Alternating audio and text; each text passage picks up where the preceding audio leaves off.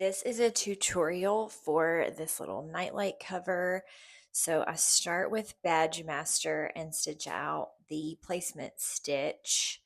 I then add my temporary adhesive and the foam. I am going to put the foam on top for this one. You can use felt too, of course, or whatever you want to use.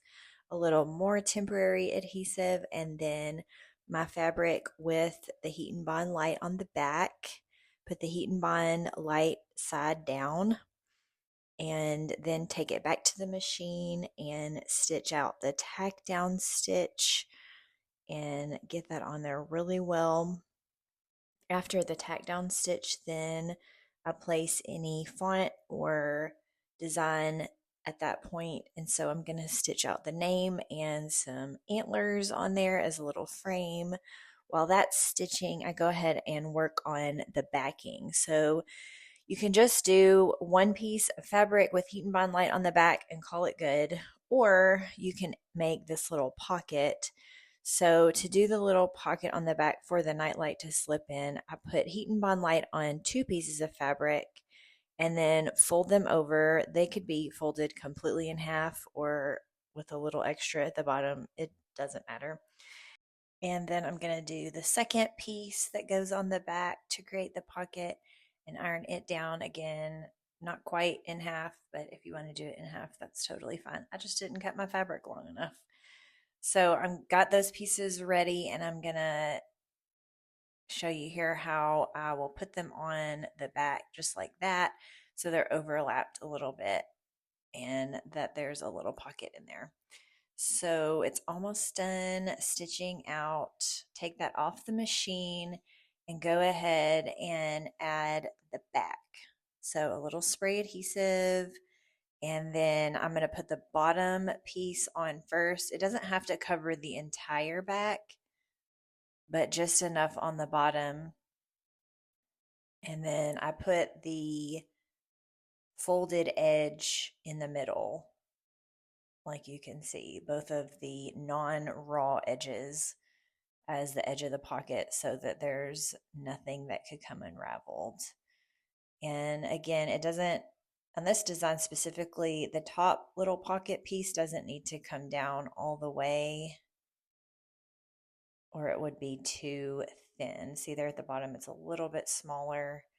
And so this is the 4-inch that fits best on the night lights. I'm going to go ahead, after it's tacked down, I'm going to go ahead and cut it.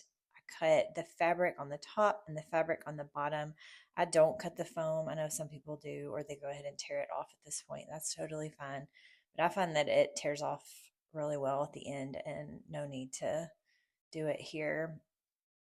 So I go ahead and cut all that out, and you can see where I've placed the edge for the pocket is not quite all the way at the bottom. Go ahead and iron it here too is a good idea. You can wait till the end if you want to, but I like to do it at this point just so it doesn't wrinkle any when I do the satin stitch, which is this point.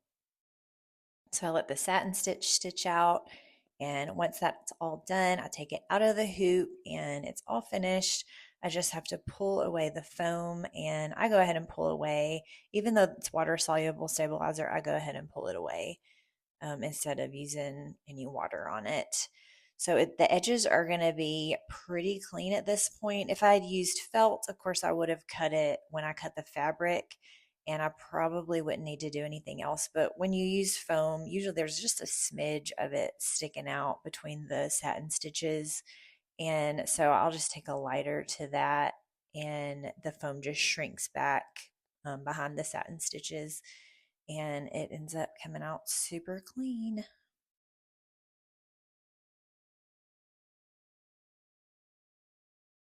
So I'm happy with those edges. I think they look great.